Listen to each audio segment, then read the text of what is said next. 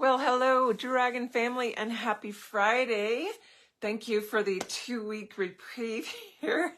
I love coming and talking to you guys, but it was so nice to just be focused on my boys and relaxing, and the Bahamas was gorgeous. Just really had a lovely time. So coming back, feeling quite rested, diving in, have had some wonderful emails and questions and people ordering the deck and all kinds of things to come back to. So want to dive in this week for you, continuing the conversation we started 2 weeks ago, because after that live, there were other questions that built on it. And I thought, let's just dive into it some more. Let's keep going. So let's go into that. So 2 weeks ago, we talked about the sun dragons, the solar dragons, the flame dragons, and the pickup in energy, why that's been happening. If you missed it, I encourage you to just go back on the YouTube channel or in the For the Love of Dragons group and just scroll down. Look for the one from 2 weeks ago. And watch that to get all the background information to this discussion. So the continuing question, and I type these in the description for you so that everybody can see them real easily to know what we're talking about today. It says, is there a connection between the solar activity and solar dragons that activates specific sacred sites all over Gaia? And then the second question that's also connected and related to that is ancient Egypt connected to the dragons? So building on what we talked about last time, if we imagine that sacred sites are actually part of the meridians, the energetic grid work of Gaia, right? They're connected. They become sacred sites because they're already connected energetically into the grid that's held by the dragons. The dragons have been the caretakers, the grid keepers, the ones holding the space for that all this time. And they are working towards passing it off to the Lyrans once the whole ascension process is complete and all the gates are through and all that good stuff is done. So indeed, every sacred site is connected to the dragons. So yes, Egypt is. But let's look at this question of, is the solar activity and the solar dragons that we discussed, like the uptick in energy from that connecting to activations of specific sites? And I would say hands down, absolutely, whether it's direct because of the influx. If we imagine that grid is being pumped with energy, any grid that just keeps being filled with more and more amperage, you could call it, or wattage, with this energy coming in, is going to have an effect of clearing the lines further, getting more sites interconnected. We also had the solstice, the full activation was the multidimensional spheres, the layers. If you didn't catch that one, go back and watch that and experience the solstice meditation we did in December. Because that was about reconnecting all the interdimensional spheres. Those are like all of our incarnational aspects here in the earth plane, no longer having boundaries or separation between them. And so that is an aspect of the grid that's now interwoven. So if that energy keeps getting pumped up, basically, if you imagine like a spider web as the grid, and it's getting filled, or it's that beautiful crystalline filament, right? That web. And if we're sending energy into it and there's been blocked or broken chain links, and you're getting energy sending from both sides, it's going to start making that link. It's like digging tunnels from two sides and actually getting to where they meet. So that amplification of energy is necessary for that, for the increased amplification of the entire grid sphere. So yes, sacred sites will be activated and amplified. What will that then do to or for us?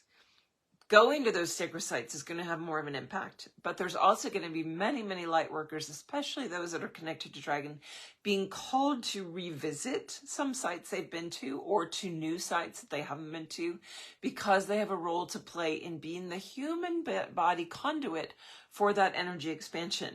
So bringing it all the way to 3D fully, it can be in the energy grids, but until it moves through a vessel that is actually elemental 3D and conscious in a way that it's focused with intention, that's what brings it fully into our sphere for our connection to it.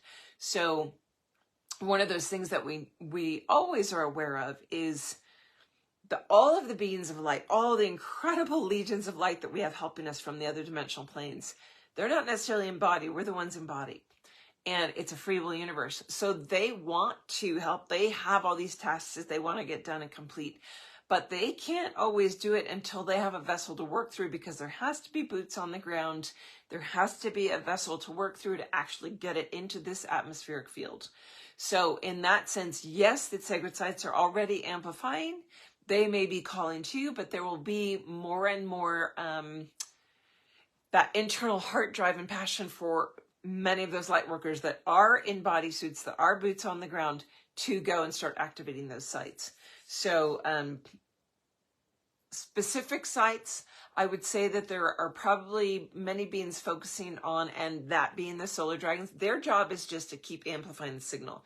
Amp it up, amp it up, amp it up. There are other legions that are helping focus the energy to those parts of the grid that need more direct assistance or clearance, more blockages maybe, more hindrance or levels of resistance to having that opened in that region. So is there work then on specific sacred sites? Yes. I would say that there are some that are already like fully open and receiving and getting the energy. Sedona, for example, there's people there doing work all the time. They're always in connection, and it's just continually being amplified. But others that maybe are undiscovered yet are starting to come online, so we'll be drawn to those. So in that sense, moving into the question of, is ancient Egypt connected to the dragons? It is one of our core sacred sites. But in the question, I feel like she was asking, what directly is the dragon connection to ancient Egypt? Were they really prevalent there? Because I've talked about my experiences being in China and Tibet, and the experiences with all the dragons in the land there, and the memory of when they actually started moving from being in dragon form to taking more human body forms, or just like going into the landscape and starting the dissension of energy where they went into sleep states.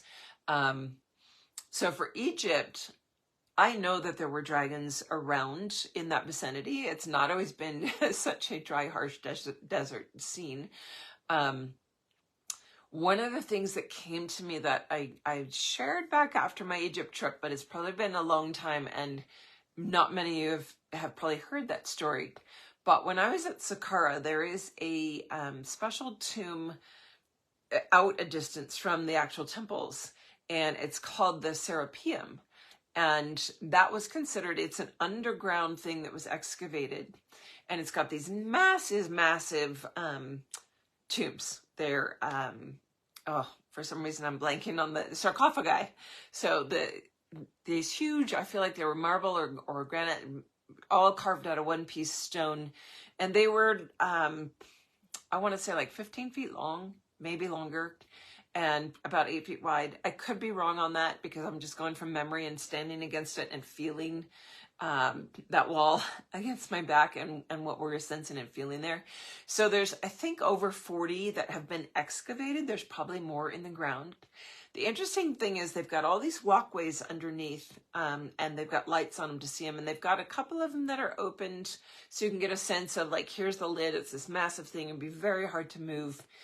And the very interesting thing was that while we were there was a group of us that was just in a quiet meditation space internally. And when we connected afterwards and discussed it, we all were getting the same kind of information, that they're calling them tombs of the bulls. Well, because that's the only thing they can imagine was big enough to be buried in there.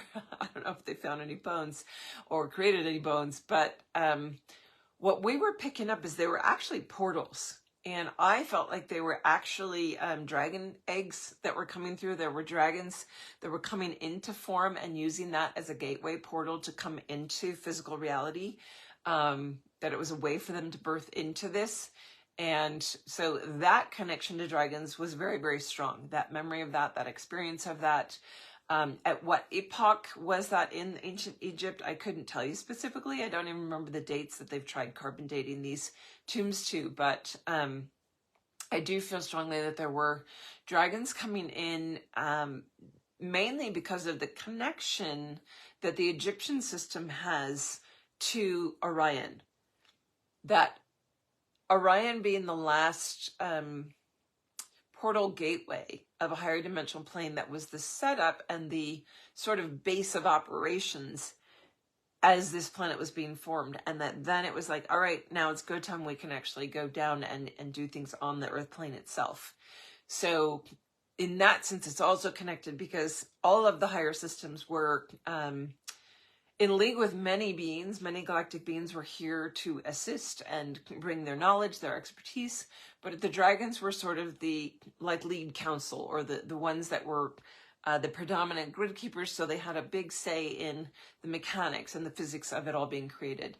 So is ancient Egypt connected to the dragons? Absolutely, hands down, both in the sense of dragons actually actively being present at that time, and I do feel like there will be many more things discovered. I saw a post in the group today about unicorns and dragons being considered mythical, but they're both actually in the Bible, and them being like so ancient and then being buried, right? I have seen, and I'm trying to remember the gentleman's name. It's something Mud, his website, he does a lot of archaeology stuff, but overviews where he's actually done a lot of research and exposure of dragons in the lay of the land out in the deserts in northern Africa. And there's a massive one that's really beautiful that he describes. And so there are dragons in the, and there were very big ones. And I have seen and shared with many on my trips, like the trip to Tibet, the massive one that's in southern China, and out across, the wings go down through across Tibet and out to the Middle East. And it's very obvious when you see it from above on Google Earth that it's a dragon. You can even see the breath outline, almost like the last breath as they sunk down in. So just bringing that for food for thought for you guys. In what ways were the dragons connected? Yes, physically, but also they're still connected because of those portals and sacred sites that are so important. So I love those questions. I love that they continued on from our discussion previously. And what I want to go into next week is totally moving into a new direction, and why I've got the peridot dragon. I don't have a emerald dragon print here available to put up, but the question to me was, could you, the Dragon King, you've mentioned the Dragon King. Can you talk more about that? Because I've started having, and it was a woman named Jillian who is started having experiences and memories of like, there's something about that Dragon King. You mentioned it triggered me. There's something waking up within me. Can you talk more about it? And I know that that's going to happen for a lot of you. So I'm going to do that next week and as its own topic, and share about my experiences and memories with the Dragon King that I was connected to or am connected to, and other aspects that come up to discuss. So I hope you'll join me next week. I'm not sure what day that's going to be, but it's always in flow. So I'm grateful that you were here. I see that a lot of you have been booking discovery calls and sessions. If you're ever looking to do that, there's free 20-minute calls to see if we're a good fit to work together. What's your direction? Where do you need to go? It's not a reading space, but it is an informational space of where does your journey need to head? What would be the best fit for you moving forward? And those are all on my booking calendar. So if you were to go to dragonwithin.com, where you can find the book, the deck, the layer, all those beautiful things, the pendants. I know there's a couple of really cool ones left. That's where you'll find on the homepage the Book Now button. The Book Now button takes you to my booking calendar, which shows you all the options for sessions, discovery calls, the prices, the availability. It only books 3 weeks out, so if you don't see something, just keep checking. Not always booked out that far, but I can be. And it opens up the next week after that. I'm not booked out for the next 2 years. Gratefully, I would not do that to myself. All right, so have a beautiful weekend. Thanks for being here.